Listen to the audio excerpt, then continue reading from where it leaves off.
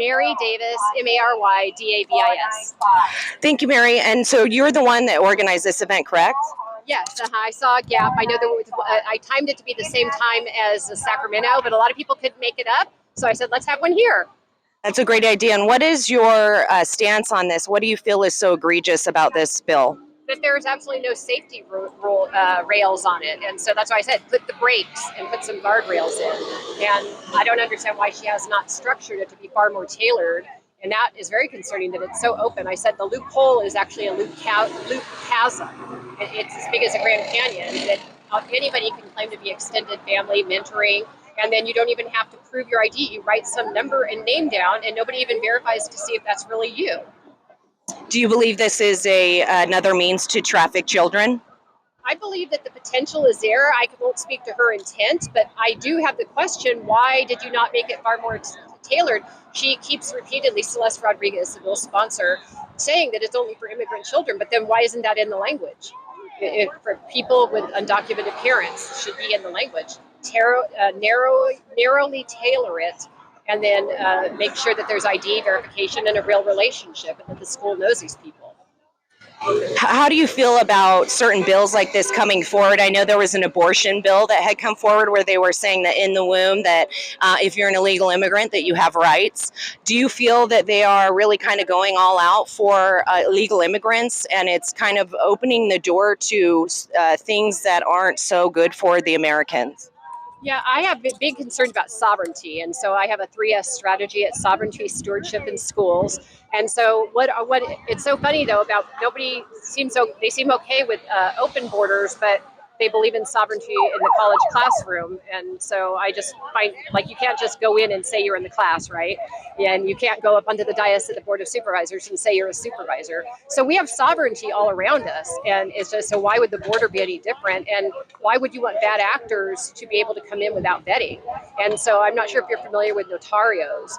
That's in the immigrant community. And in Mexico, they have a thing called notarios públicos, which are like high-level lawyers that specialize. But here they see notarios, which is like a notary, and all it does is, but they pray. So it's not a legal standard here, and they pray. Bonta actually issued a consumer alert to the immigrant community about the predatory notarios. And I see if they're preying on their own community for that issue, what would keep them from preying on the same community? So I ask, are you going to harm some migrant children? It's, you're abetting things. Correct. I mean, because they were trafficking them before anyway, right? So I don't see this as like a protection for them. It could potentially open the door to traffic them further if anybody could come in and take them from school or wherever, right? Do you feel that that's... The potential is absolutely there. And then the issue for me is that they say, oh, well, it's a sworn affidavit, and under penalty of perjury, it's like, well, crooks don't obey the law. You're assuming they put a real name that you could even find this person. So I didn't understand that part of it all. It was like a red herring defense. And the bigger issue, though, of all of this, the trafficking, is that we need to we are the stewards of the children in the next generation. And if we won't stand up for them, who will? So I don't understand why there are not guardrails, and what's more suspicious, the lack of willingness to put guardrails on this bill. Right, and do you think that kind of goes across the board for when they're dealing with children lately, that it's kind of, they're just really going all in to make things so that your parents can't protect you, whether it be through, changing your gender, how they, gender affirming care, all of those types of things, where they're kind of, even with the vaccines, where they kind of were coming in hot.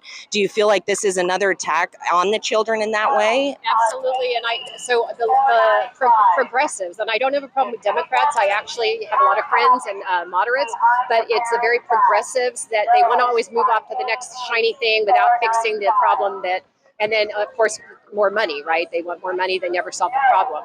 So I have a problem with the progressives, but they have a 3S strategy, and that's stigmatize, separate, sever. So they stigmatize something, and then they make it a little uncomfortable to be around, whether that's Orange Man or, your parents are not cool or your parents aren't trusted. And so then we have this thing to trusted adult, and now we have the medical confidential appointment.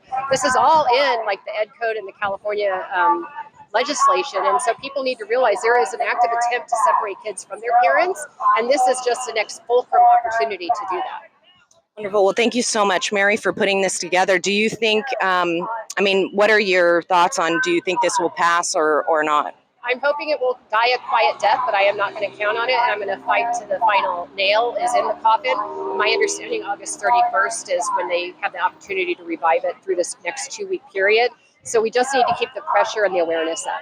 Wonderful. Well, we're going to keep doing that. So, Mary, tell me, I know that you're a believer and that, this is seemingly a spiritual battle. How do you figure that all fits into what's taking place here?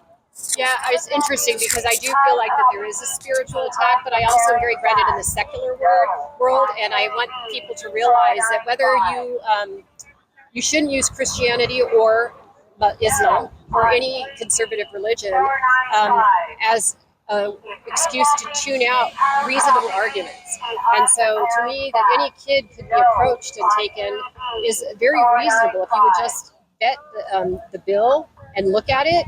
So I just say always don't go on what you see either on MSNOW or NBC or Fox or whatever station. Get your news on a spectrum. Do your own vetting, and more importantly, have one-to-one conversations. Let's talk to each other and stop the polarization. So, but I do feel that there is a target attack on the kids. Whether it started with fentanyl. Actually, even probably before that, but for this generation, fentanyl, now they have digital, between pornography, AI, catfishing, they are under a spiritual and secular attack like never before. And so we need to shield them and step up, because a kid at 12 cannot make a decision whether it's to chop their breasts off or go get into a car with a stranger, right? They're not mature enough. And it is telling the county of San Diego is actually suing social media, claiming that the brains are not developed to 25. So that premise alone should stop all this other thing. They can't get a tattoo. They shouldn't be able to go with a stranger, right? Or mutilate your body in any way. Right. Lifetime decision, yeah. Well, thank you so much, Mary. Okay, thank you. Yeah.